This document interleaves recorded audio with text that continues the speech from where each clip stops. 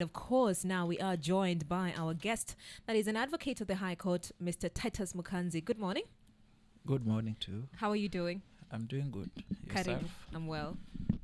Thank you. All right. You done fixing the...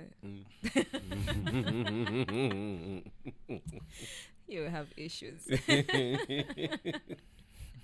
Anyway, welcome, Titus. Good to have you here. Let's look at... a lot has been happening. Of course, we're looking at stories that made headlines across the week. So Kenya's mission in Haiti is wrapping up 15 months. And now the UN has just approved a bigger, stronger anti-gang force. But what really happened on the ground and what lessons are we taking home? We're going to look at that. And also, back home, FIDA Kenya's fight for equal property rights in marriage has hit a roadblock after the Court of Appeal says division still depends on contribution. So is that fair? You'll correct me on that. And also across the borders, in Uganda, 2 Kenyan activists have reportedly been abducted, raising huge questions about the safety of citizens and freedom of expression in the region. So let's start with what's happening with FIDA. Could you briefly explain what Section 7 of the Matrimonial Act says? Matrimonial Property Act says in relation to this story. Maybe just give us a background to this. Thank you so much. So as I comment on the case that was appealed by FIDA, this case happened first at the High Court, where the High Court gave a pronunciation declaring Section 7 of the Matrimonial Property Act being unconstitutional. Yeah. Previously, that section provided that upon divorce, parties, and this is husband and wife, would be entitled to an equal share of the matrimonial property, that being 50-50. So that if the net worth of the matrimonial property in question is 100 million, then each party would get 50 million. If it is 1 million, each party would get half a million. But now, that time, the High Court gave a decision to the effect that a spouse will be entitled to their share of contribution to whatever matrimonial property will be subject to division. Yeah. So that, say, someone is married and during the subsistence of the marriage, they have a project, say they are building a house. At the time of divorce, you need to demonstrate what your contribution to that building is. So that if you put in 2 million, out of the 10 million, that is what you get at the time of division of matrimonial property after divorce. If you put in 5 million out of 10 million, then each one of you will get whatever they contributed to the coming up of that property or the matrimonial property. So that's the ruling that the court made then? Then at the High Court. Now this time, the Federation of Women Lawyers in Kenya, FIDA, went to the Court of Appeal to appeal that decision, so that the court reverts back to the original position where parties to a divorce would share matrimonial property equally on a 50-50 basis. In its argument, FIDA thought it was unfair to ask parties to a marriage to only get a share of what they contributed, because women, who are largely the clientele of FIDA, would ordinarily, in the course of the marriage, contribute in other non-monetary forms. Yeah. So that, say, Barrisa has a wife, maybe your wife cooks, your wife arranges your clothes, your wife takes care of the children more than you do. Your wife cares for the home, makes the home warm and all that. FIDA argued that it would be unfair to ask such a woman to only get what they contributed monetarily. So that your wife might be contributing 10%, but in other non-monetary ways, he is contributing possibly 100%. And another non-monetary way could be peace of mind, right? Right, Salim? Yeah.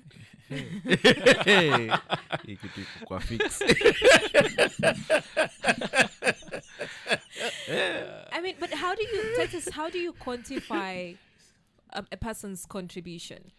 So while the High Court gave that decision to the effect that parties will only be allowed to get their share of contribution, there is also a provision that the court will equally make reasonable determinations as to the non-monetary contributions. So say, for example, a man is the sole provider of a family, and a woman is not meaningfully employed for income, and they stay at home and help with the chores and running the home. It is not to mean that the woman will walk away without something, but the court will make a reasonable determination of what the woman will or the wife will walk away with. Yeah. So that if, say, the court, for example, finds the man has a net worth of 20 million and the woman has not made any reasonable contribution to that 20, say the court can decide this lady will be given 1 million even when she has not contributed anything. And you see, this is a departure from what was there before. Even when the woman had not contributed, was not meaningfully employed for income, she would automatically be entitled to 50%, which is now 10 million. Yeah. So back then the High Court thought that would be unfair for the man. Yeah. And not just for the man. By the way, we need to shift the conversation and appreciate that there are marriages where women are providers. So this ruling was equally covering women. Barrisa, unaweza pata kwako nyumbani, wewe unaamka tu tunakutana maeneo, lakini nyumbani bibi ndio anafanya kila kitu. So mkienda divorce, the position then ilikuwa 50-50, pia wewe utapata 50 na ulikuwa umecontribute. So the court gave this decision. We shouldn't be blind that men were being protected.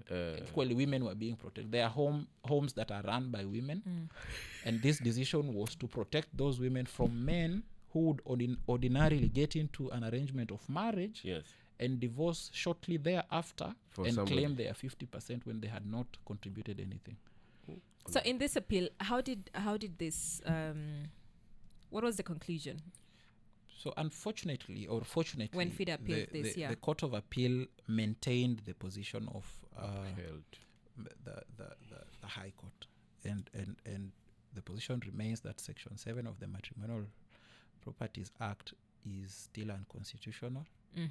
And as it stands today, if you know of anyone who will file a divorce in court and thereafter contest on sharing of the matrimonial property, it will be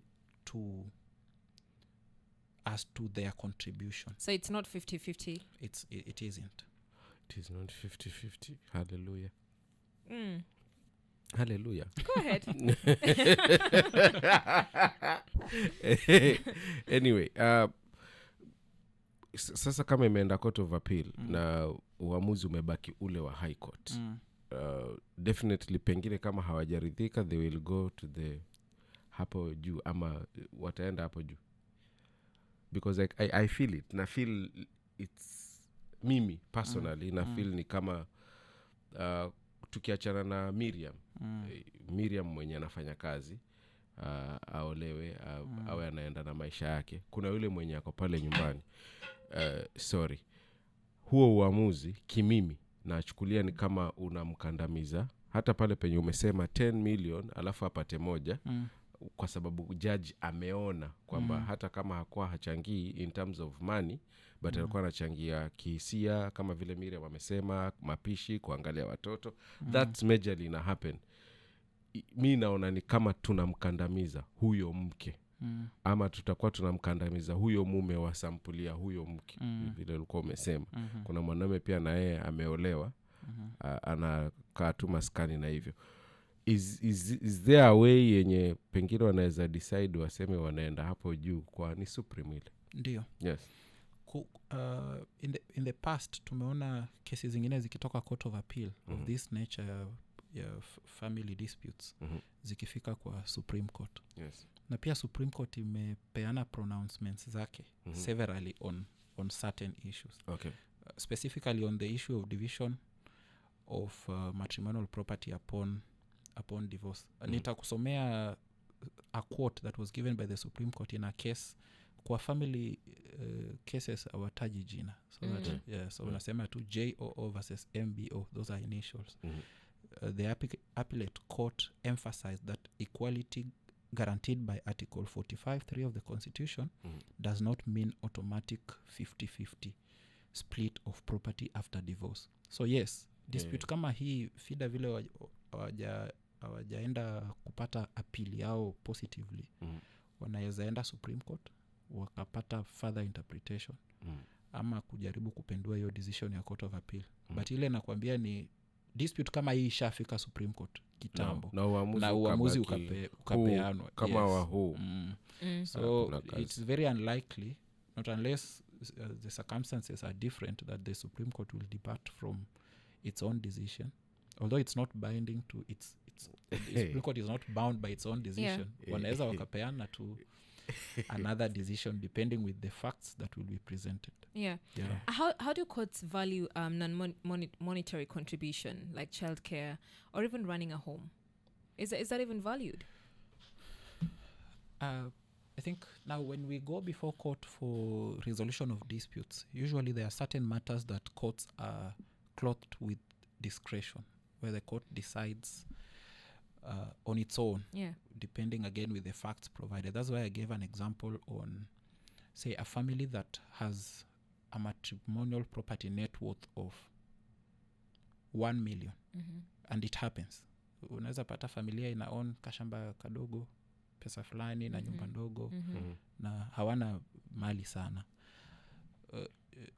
Judge akipewa hiyo kazi ya kuamua value ya ile kazi mmoja wa ile marriage alikuwa anafanya, kama ni mama ama baba, kulea watoto, kufua, kupika, wataconsider ile mali pia iko.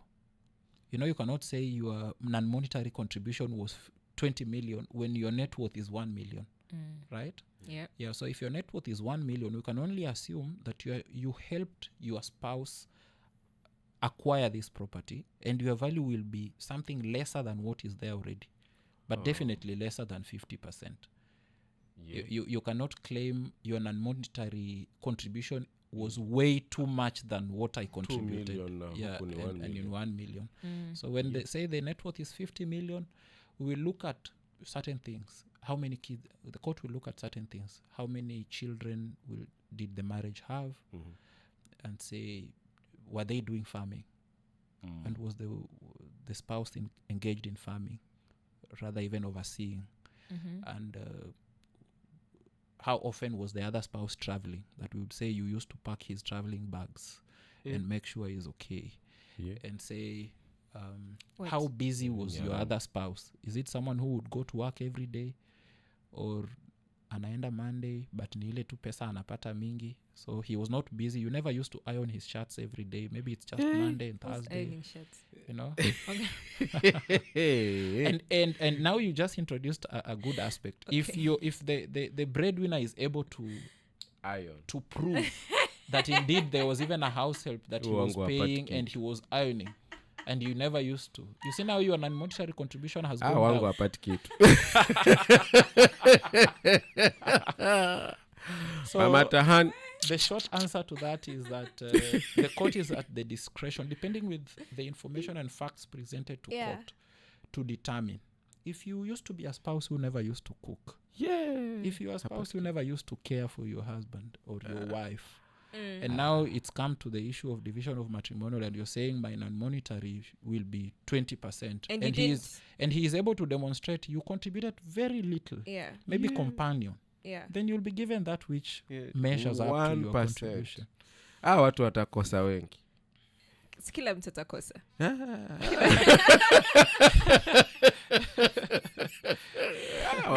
Everybody will lose something. What would you advise somebody? Talk to the women actually. What advice would you give women about securing their property rights before or during the marriage? I think there has been a lot of transformation in terms of women realizing their rights, different rights, including property rights. You know, at some point long ago, a woman was not allowed to own property. She could only own property through the husband. Many years back. But now we are at a time where nothing stops a woman or anyone, I will even speak for men, from owning their properties by themselves. So that my advice, as you say, to women would be, even while you are in this marriage, try and own something to your name, so that when you're arguing about division of matrimonial property, you also have things you can say, hii ni jasho yangu, this is mine. How do you quantify that ni jasho yangu if I've this is property that I've how do you call it, this is property that has come to me during the marriage? Does that mean I also get to share this with my husband? Exactly. Why? And we said non-monetary. You said a spouse can provide peace, right? So you provided peace for me to be I able to... provided peace for you to wake up in the morning, go work hard and get money to buy. Hataki hapo. Hapo hamwezi kubaliana. Ni hiyo. And that's why at some point I said, let's move the discussion from it is man against woman. It is spouse against spouse. It can be anyone. So you can say, for example, yourself, you can be in a union of marriage and you're the person who earns the most. So whereas your family boasts of 50 million in terms of matrimonial property, you have contributed 99%. Not to mean that the person who will be your spouse will walk out with the 1% he contributed. What is he walking away with? If he proves that he equally contributed in non-monetary forms, then the court will make reasonable determination what as are to these what non-monetary forms. She believes. Si unaona sasa amekuwa mkali. You believe that there are non-monetary forms. No, but I'm asking. Yeah. See, they are there. And also, like... The opposite of what the woman does in non-monetary forms. Hi, Salim. Yes? What's the non-monetary way you're contributing to your household? Mimi. Non-monetary. Non-monetary. Security. Wacha kumsaidia. Don't even know. No, security. Sawa. Easy vitu ndogo ndogo. Peace of mind in the house. Yes. I am a loving husband. And she walks around saying, my man. Yeah. You don't know, and you know these things. Walking around like nini jogo na mtetea. Iyo kutembea pamoja. Upon divorce, Barrisa will be entitled to something. The question is, was this woman just by herself while acquiring this property? Yeah, so now two parts. So there's property that you've acquired on your own, and then you get into a marriage, right? So let's say I've acquired some property before I get married to Salim. How do I secure that? How do I ensure this is not part of something that's going to be divided between my partner and I? That is, in case a divorce happens. Property that has been acquired before the commencement of a marriage do not need any form of securing. Okay. Say, for example, today you buy an apartment. Yes. There are records to that transaction, right? It shows the transaction was entered into on the 6th today of October. And then you contract a marriage on the 10th of October. How will that form part of the matrimonial property? You don't need to do anything. The record will speak for itself that this property was acquired before you got into this marriage. And so therefore, it does not form part of what is to be shared. Not unless there are improvements made to that property when you get into marriage. And now it complicates the whole issue. And your husband now claims they have helped improve whatever you owned prior to the marriage, and now they will be entitled to that share of their improvement. Okay, a twist. What if as I was acquiring this property, right? I was in a relationship with you. We're not married, but we're in a relationship. Like 1 year, 2 years, maybe 2 years in. Would that count? If say you acquired property while in a relationship with someone that you eventually get to be in marriage with, yes, and say they contributed something to the effect of that development or acquisition, then you have other avenues in law to claim that. And that would possibly, you'd go to a civil process where you'd say we were business partners, because the law does not recognize relationships. The law recognizes marriages because of its binding nature and the rights and obligation that it comes with. Okay. Yeah. Without papers, kuna partnership. Yeah, even without an agreement, there's an oral agreement. Today I can enter into an oral agreement with you and agree we will do this and this. And the court can be able to implement or follow to its implementation. Mazetu wa Kenya ambao wacha nitumie lugha ya kutekwa, walikuwa abducted, right? Wakiwa Uganda walikuwa wameenda kusaidia Bobby Wine kwenye kampeni, lakini mmoja akafanikiwa kukwepa na akarudi hapa nchini. Na serikali hapa nchini imeiandikia Uganda kuchunguza hao wa Kenya wawili, Nicholas Oyo na mwenzake yule, wako wapi. Hii inaonyesha nini kwenye ushirikiano baina ya Kenya na Uganda ama kanda nzima Afrika Mashariki? Tunakumbuka ile sakata nyingine yenye ilikuwa Tanzania. What's happening within the region?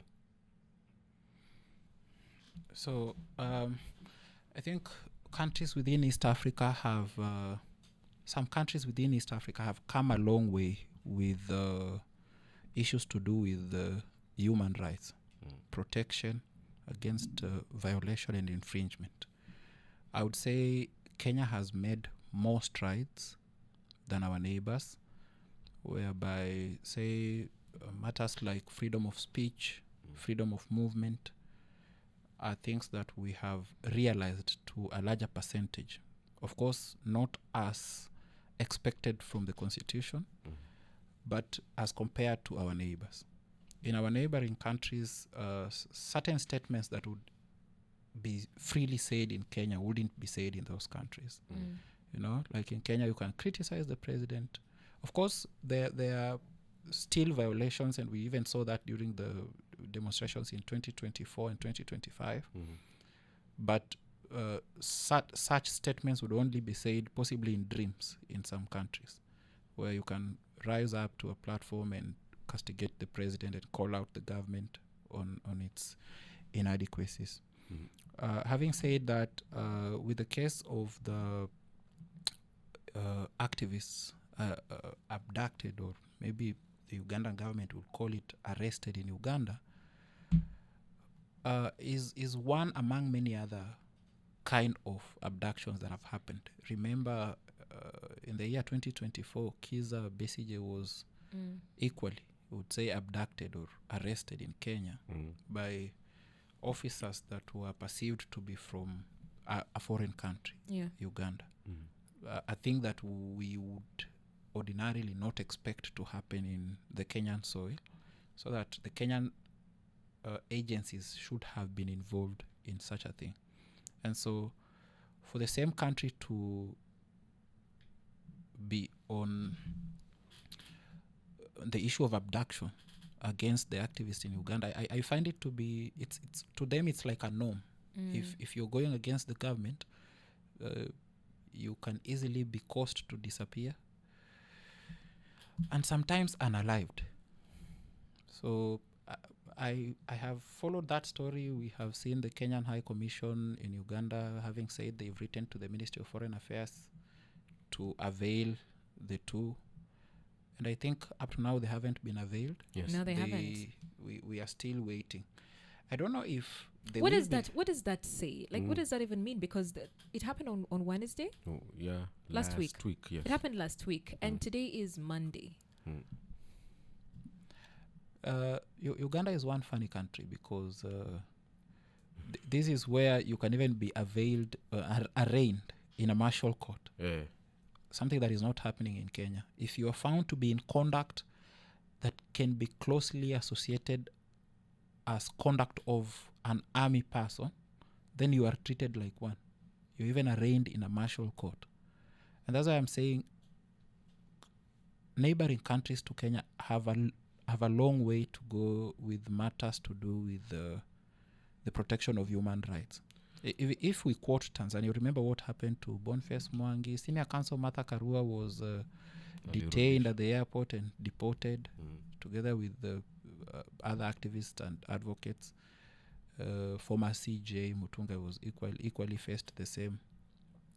And you'd wonder what it will cause a country to receive its guests, and if they therefore say go against the laws of that country, then action be taken against them. But of course, in my own opinion, I understand that such steps are to avoid the agitation spilling over to those countries, because Kenya, having grown to the levels we have grown, matters human rights.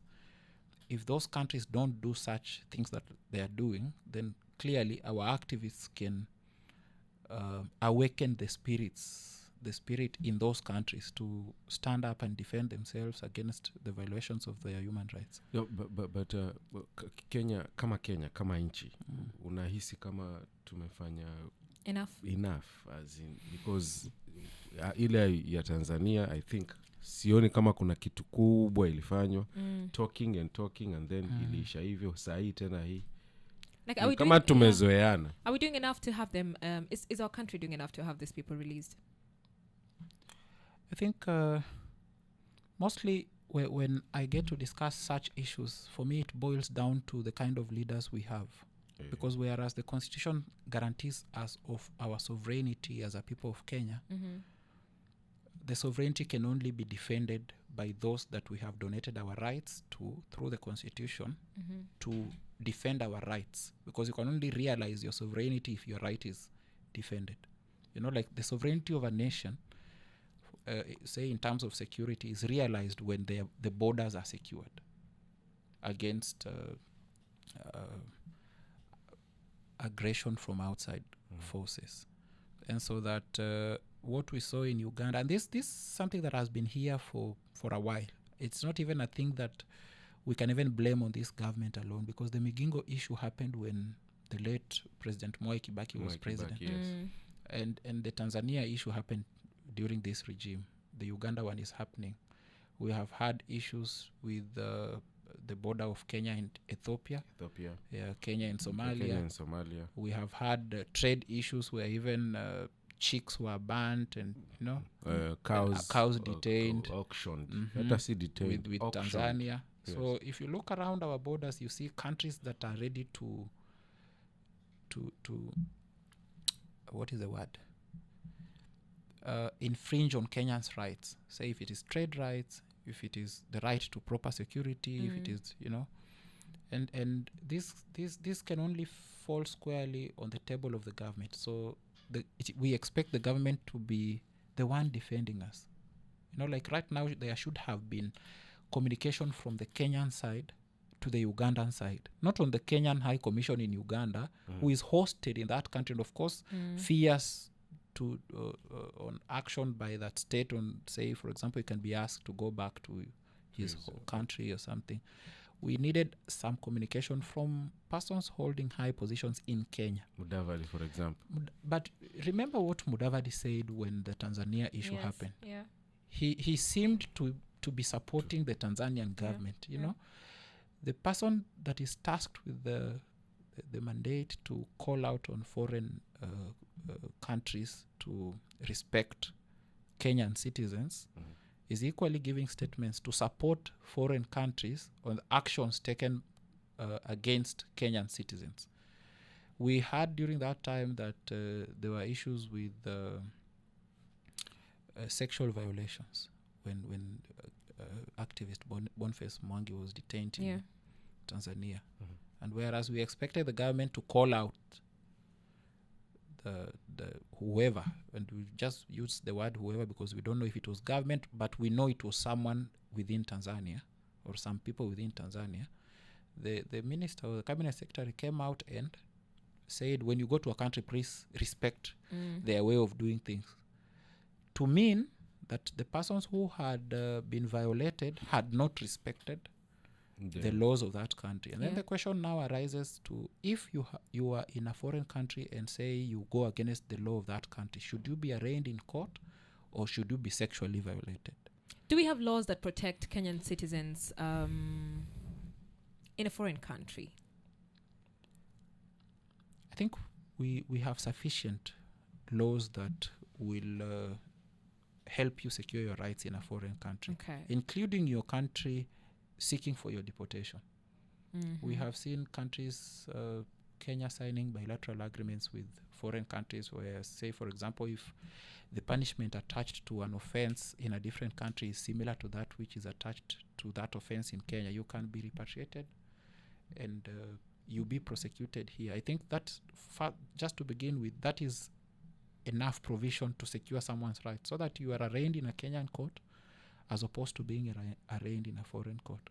And the same evidence that was to be presented in that court in a foreign country is presented here. You would want, because the ultimate punishment, for example, to a criminal offense would be payment of fines or imprisonment. The Kenyan government should be more concerned with, say, for example, if I committed an offense in Botswana, instead of being jailed 5 years in Botswana, let me be jailed 5 years in Kenya. It's different. Still, my freedom to movement has been curtailed, but I am in my country. That is happening in my country.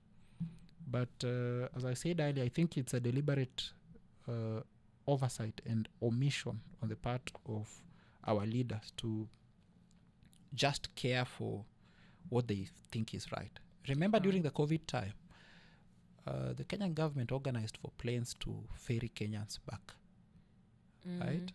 Yeah, and I think that is where the government was concerning itself with the sovereignty and the rights of its citizens. You know, even if you're prone to say contracting this infection, you come to your country. We can treat you here as opposed to you being in a foreign country and facing the same risk. So COVID was everywhere in the world, but can you now ferry your people to your country and deal with the pandemic from this end?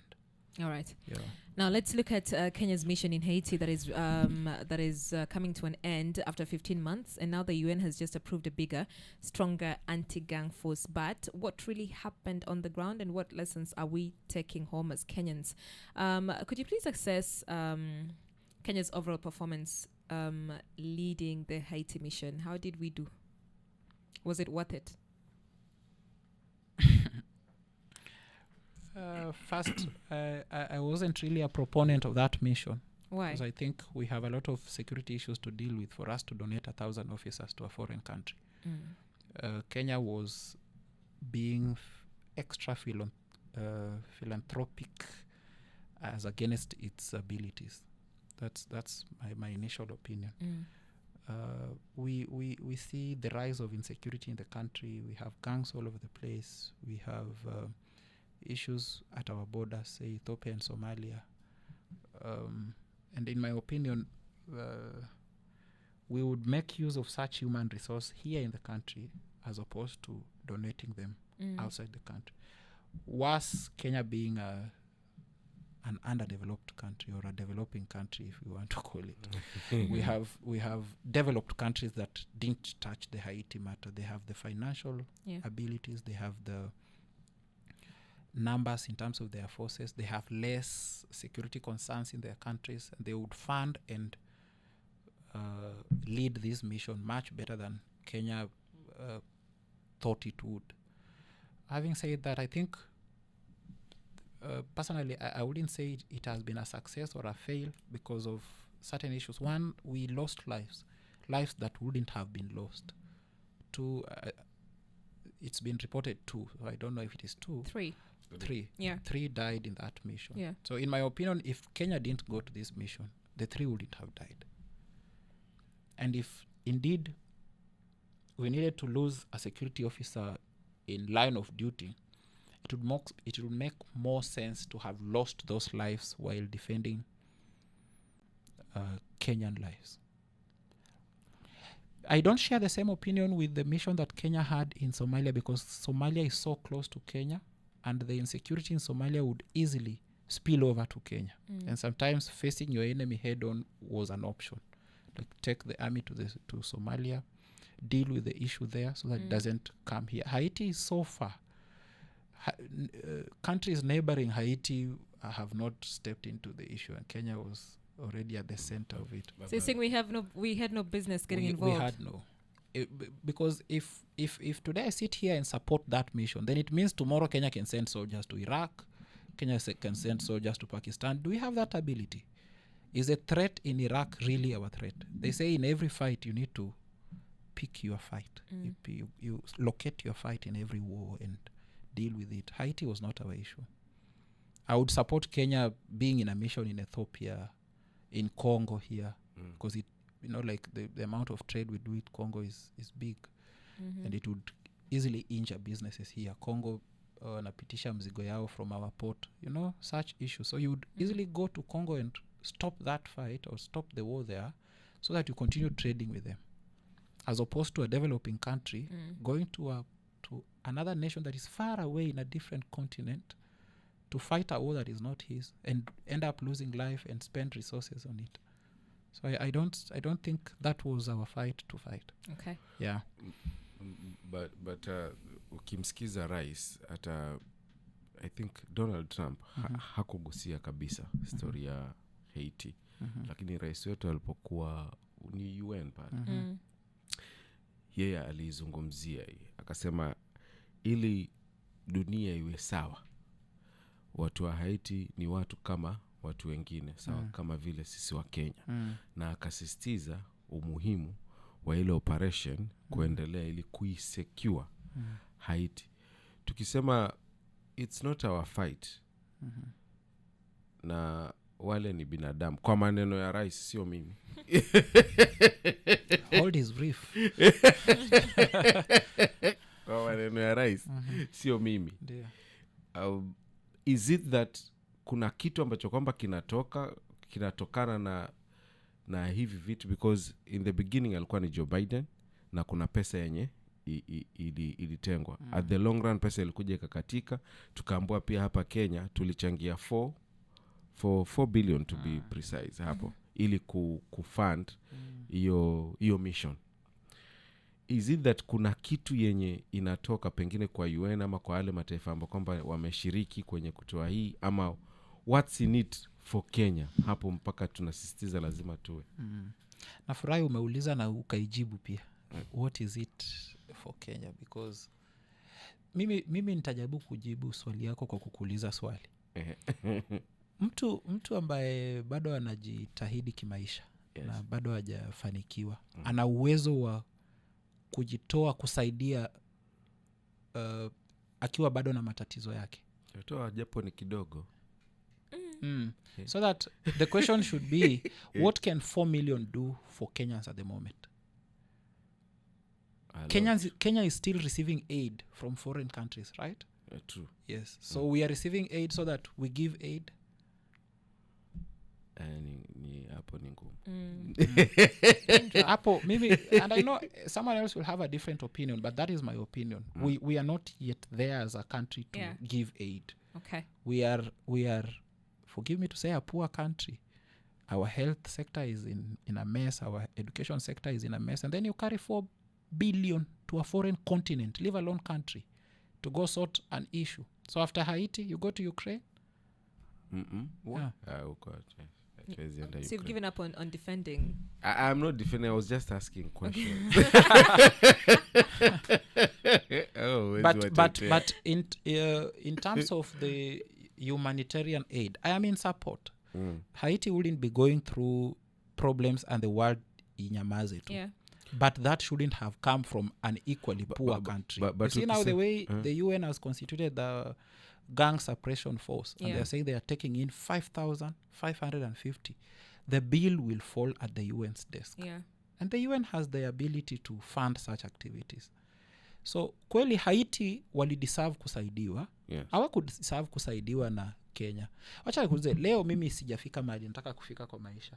Nikiwa napita nikienda nyumbani, alafu nipate mtu ambaye hana chakula na labda mimi nimefanikiwa kupata, anataka kunisaidia, nichukue? Yeah. So upate unaona mara nyingine unapita pale mjini unapata mtu ambaye kidogo ana ulemavu, hawezi fanya kazi zake za kila siku, so ameamua acha niende niombe nisaidiwe. Hiyo ni Kenya sasa. Kenya anaomba kurun activities zake. Alafu leo atoe kunipatia. Wewe kama mtu wa kawaida ambaye umetoka kazini na umepata riziki yako, unachukua. Hiyo ni haramu. Lakini sasa hii haramu si ati inatufanyikia, ni sisi tunajiingiza, ni sisi tunapeana. Alafu tunaomba. So mimi I'm in support of the deployment by the UN, and I think Kenya having led the 1,000 the team comprised of 1,000 security officers, and UN bringing 5,500, that is sufficient, and the funding will come from UN, and Haiti will get better. All right. Yeah. Thank you so much, Titus, for making time. We have been looking at stories that made headlines across the weekend, and of course we've looked at the peacekeeping mission in Haiti. We've also looked at the abduction of 2 activists in Uganda, and the first feeder. One was the feeder story, where remember your contribution. You get that which you have contributed towards sama tuna nguvu the union. Umesema na hiyo story ya UN na my body does not. My system has said no. Absolutely no, but thank you for making time and enlightening us on those matters.